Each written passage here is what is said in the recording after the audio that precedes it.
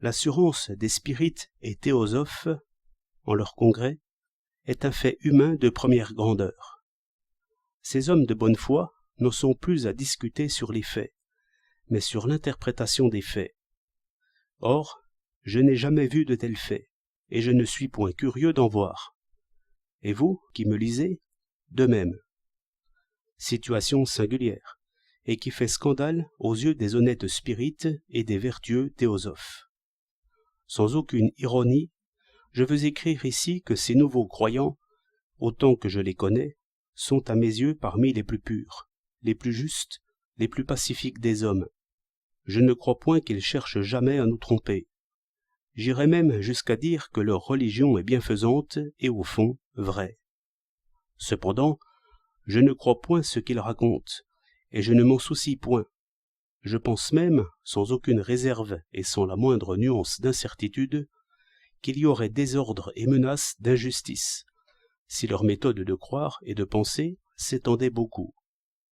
Il y a ici quelque chose à débrouiller, ou, pour mieux dire, toutes les idées seraient à reprendre. Il faut se contenter de quelques remarques.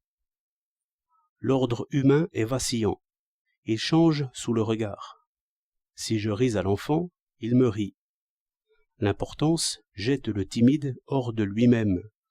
La grâce le rassure. Si je pardonne à mon ennemi, je n'ai plus d'ennemi.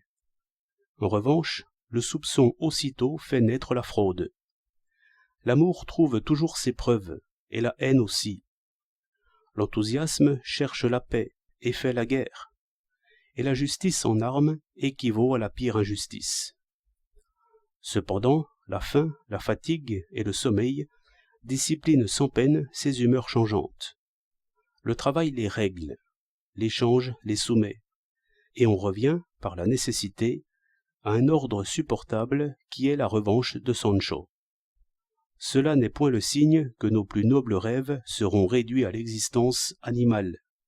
Ce retour de pensée ne résout rien, mais c'est plutôt le signe que l'ordre humain doit s'accorder, si beau qu'on le suppose, à des conditions inférieures. La connaissance de l'ordre extérieur est le premier moment de la délivrance, et la connaissance de l'ordre astronomique, justement parce qu'il est soustrait à nos prises, fut ici la première lueur. Si les étoiles dansaient comme des moucherons, les passions y auraient vu ce qu'elles cherchaient. Si le ciel était peuplé seulement de comètes voyageuses, nous n'aurions jamais surmonté les apparences du rêve. Quel long travail, quelle suite d'observations concordantes et de prédictions universellement constatées pour en arriver à comprendre la marche des planètes dans ce monde ordonné. Que d'archives et que de patience, que de vaines rêveries, que d'espérances trompées. Quelle fortune aussi pour le levier, le treuil et la balance. L'incrédulité ne compte plus maintenant ses victoires. Le monde enfin s'est montré, pur d'intentions bonnes ou mauvaises, fidèle en ses lois invariables, régulateur en même temps de nos actions et de nos pensées.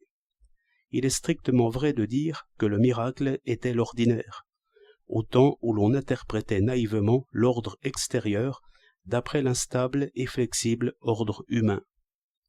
Tout le progrès est en ceci que l'ordre extérieur s'est montré dans un brouillard de miracles.